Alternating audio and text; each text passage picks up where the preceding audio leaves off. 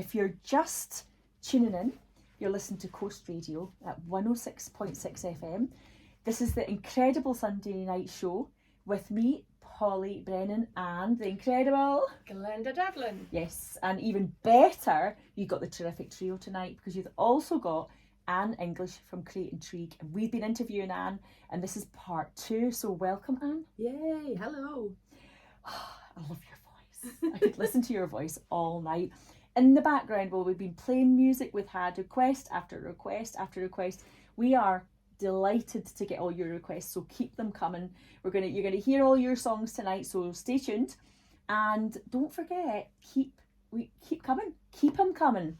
We want to hear. So you can call in if you want to ask for a song, but you can only do it when the music's playing. And you can WhatsApp. And Glenda, what's the number?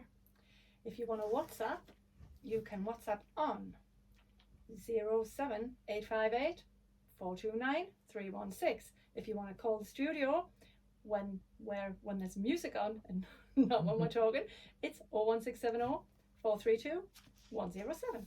So back to you, Anne. Right, we've been talking about the big 3. Yep. You've worked for the big 3, and we heard about Santa Claus. Yep. You've worked with the Santa Claus. I have. Willy Wonka. Mm. Tell me more about Mickey Mouse. Mickey Mouse. Yeah, my pal Mickey. So as well as being lots of times visiting Mickey Mouse on holiday, one time when I was there, I was lucky enough to do an Imagineering course. So Imagineers, that's bringing together the people that come up with the ideas, the creatives, with the engineers that make it happen. Oh, wow. Mm. Okay, so this is where the magic's all happening there. This is how the magic happens. And it's something that actually when I did my TEDx talk, I talked about, because with the Christmas displays, I always took an idea, came up with an idea, work with creative teams and project managers and all of that. So we'd take an idea, make it a reality, install it in the middle of the night. But of course, that's not a straightforward journey. There's lots of twists and turns along the way. So the principles that Disney used, I've brought into what I use. I didn't even realise I was using them until, it was pointed out that what they do, and what I've always done is, you can't think of an idea and come up with the practical side of it at the same time. It's just not possible. Okay, so we've got our creative brain. Yeah, is where all the kind of like great ideas ping in, but it's our logical brain, which is the other side of our other hemisphere of your brain, which is where the logic and sequencing and strategy and steps, problem solving happens. So how many times have you come up with what you think is a brilliant idea? For example, writing the book. I'd love to write a book. Yeah. And then what's that next word? That self-talk? What do you say to yourself? But. But. It's a killer. It is. It's a killer. It eliminates everything you've just said. Mm-hmm. It does. So, I've got a technique for that. So a simple but it'll squash your idea, it'll destroy your dreams, it'll just kill those ideas. So what you need to do is replace one word with another word. No. Oh, I would play that. Come on then. Oh, I quite like that one. Drum roll. Come on then. Begins with B. I'd love to write a book because. That's powerful. You see, now for me, I was saying that I see words as pictures. Uh-huh. I also see words as movement. So for me, the word but, that feels like you're spiralling down. Yeah. It feels like a word that's going to pull you down. For me, if you say, I'd love to write a book because, that then starts you spiraling up and it opens up the possibilities. And the word because, what normally follows that is your passion, the reason why you want to do it. Completely, yeah. Whereas the but is the how. Now, I'm not saying that we're going to wave a magic wand, although I do actually have a magic wand. And you should have brought your I should have brought my suitcase. storytelling suitcase, yes, with my magic wand in it. However, yes, we can wish for things to happen, but you've got to take impactful action. So if you say that word but too soon and think about the how, you're actually not at that stage yet. You still need to be daydreaming about, doodling about what these ideas are. Yes, you have to focus on the how at some point. You have to focus on the practicalities. But often we look at the practicalities far too soon in the process. I mean, talk about kids. You know, as children, they're so curious. They go through that stage, don't they, where they go, why? They want to know why. Yeah. The reason behind it, the purpose. They don't ask how. You never hear a So child going, true. how? So, So but true. why is it when we grow up, we default to that how? Yeah.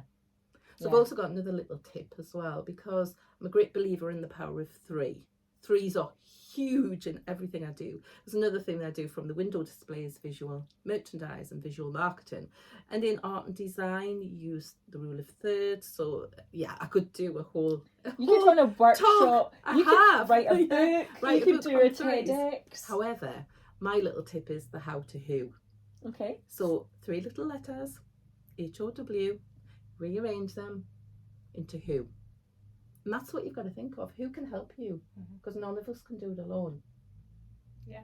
So that's Power what, of the team. So really, what you're talking about, Anne, is the power of our words. Our words have power, like they're rudders of a boat, haven't they? And I love, and I guess for people listening, I wonder what's sticking with you here. But for me, the but to because is really in my mind. And I mean, we do a lot to do with words as well. I'm with you on this. So when people say they can't do something, if you just rub the T out and the apostrophe, you can. And you have to, if you could tell yourself. It's the words you tell yourself. And the stories you tell yourself. Yeah.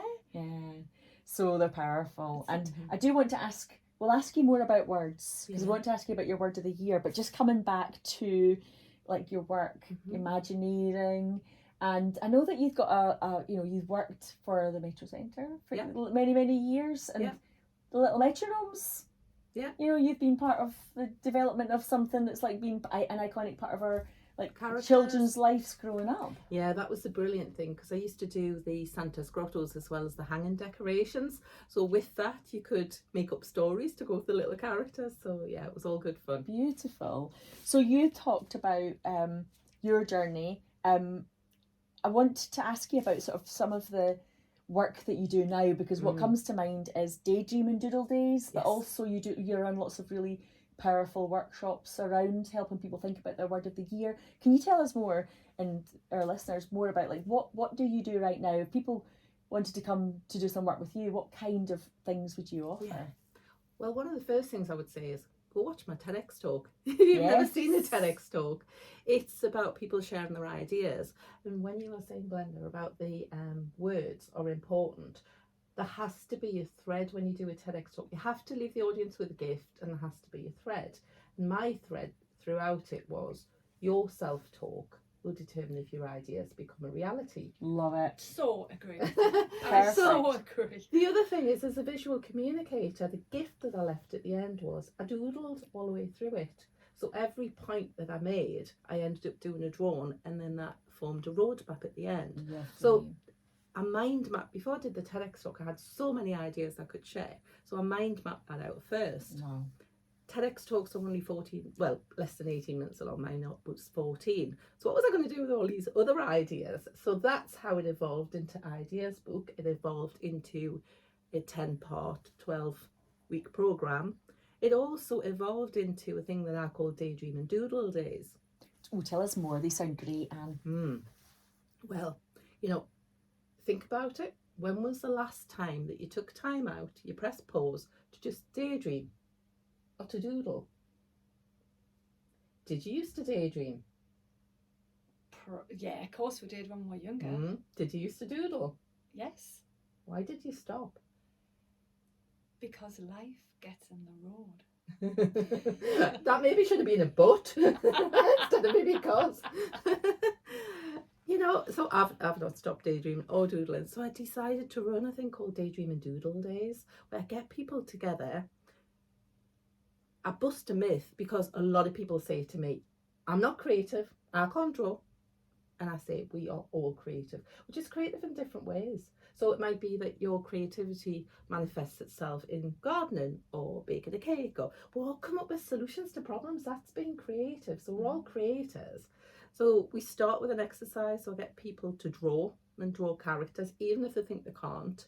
And then throughout the day, I guide them through it. So it's working on all your senses, and I have as much fun as the people that are there. But actually, we make maps as well of their journeys.